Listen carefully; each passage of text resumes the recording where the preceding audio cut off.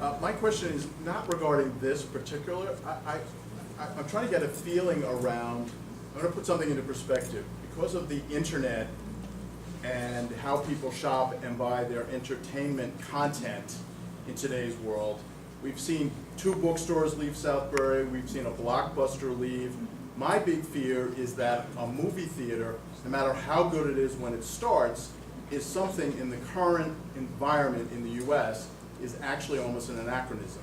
That how we will in the future, because of the plethora and the continuing shrinking of the size of the various, if you will, platforms that we can receive media entertainment. What's those events? How do we know that's not going to affect this a building of a movie theater? I'm gonna let Bob LaFamme answer that because he's the expert. I'm not an expert, but I'll try my best. The amazing thing about the theater business, and as I remember from being very young, is there was always a medium that would come along that would just... Okay, let me turn it a little bit here. There was always a medium that would come along that someone told us, because we've been in the film business for years, that would destroy the movie business, such as some of the mediums you mentioned. First it was going to be the VCR, and then it was the DVD coming out, and then it was cable, and the list goes on and on. But ultimately, people really enjoy going out, interacting with other people in front of an audience that of their neighbors and friends, and watching a funny movie, laughing and having a good time. And the only way you can do that, because half the time when you're home, there's always an interruption. And the same way you can probably cook a great meal at home, and yet you want to go out for an evening of entertainment. That's what makes it fun. That's why movies will be around, as far as I'm concerned, for a long time, no matter what medium comes out. The movies are actually a preview to the other forms of media that you're talking about. So when you see a movie, sometimes so many people talk about the next morning, at work or whatever, and they'll say, what a great movie I saw the other night. I saw The Butler, I saw Jobs. And people go on and talk about it, and some people will stay at home and watch it. Like I said, they'll rent a DVD or watch it on cable or the other mediums. But people always enjoy going out first. And I think what we can do for the community when you come is bring that selection, where instead of being limited to 1 or 2 movies, because we're always told that this particular movie is going to be extremely popular, and that's never the case. That's why 1 or 2 movie theaters are never successful. What happens is you might pick the movie you think is successful, and it's The Butler. It's some movie that always says it was a sleeper, and we always find out that later.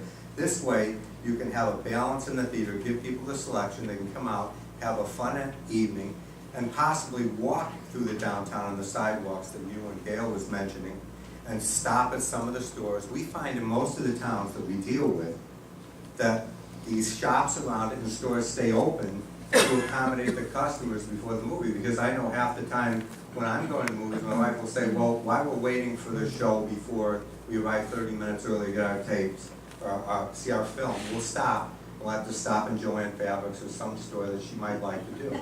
So what happens is you actually go and stop in shops in different stores or a restaurant before the movie, which actually the restaurants that we deal with accommodate the show times and actually tell the person when they're ordering, we can get this meal out to you for the show that you might particularly want to see, because we send our show times to them. So I know a lot of people have concerns, and it might seem, and I've heard a lot of people mention that they were worried about a couple of things, the size and the scope. But this is a small, intimate venue. When we started out in Wallingford, we had 10 screens. And the 10 screens were probably about 1,800 seats. We're proposing 1,300 or less here. Wallingford had the same exact concerns that you're probably thinking of tonight, possibly traffic. We have to go to state traffic to deal with that, and that could take 9 months or a year from my experience with state traffic and some of the larger commissions. But ultimately, if the town sees, favor to grant us this facility, I think we can really do a nice job for the town. I think we can bring a lot of things. Because when we came to Wallingford, they said we have concerns about traffic, We have concerns about show times, maybe kids hanging out. And the same people that mentioned that to me, when I came back to them and said I'd like to add 2 more venues to the Wallingford facility, there was 10 screens at the time, they said, could you use 3? And that's usually unheard of in towns, because we were a good community citizen, and we delivered what we said. And the town was very happy. They granted us 3 screens. It's Wallingford, we call it the Wallingford 14 because we're a little superstitious. So it's actually 13 screens, and they are currently probably a little over 2,000 seats. So this venue is a lot smaller.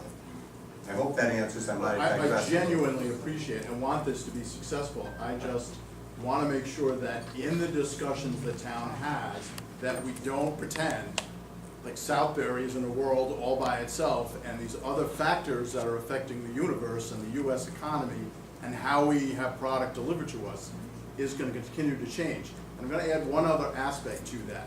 Currently, 65% of the revenues, not tickets, that the movie industry makes is from abroad. So their product is not aimed at a town like Southbury, where 30 to 40% of the population will soon be senior citizens.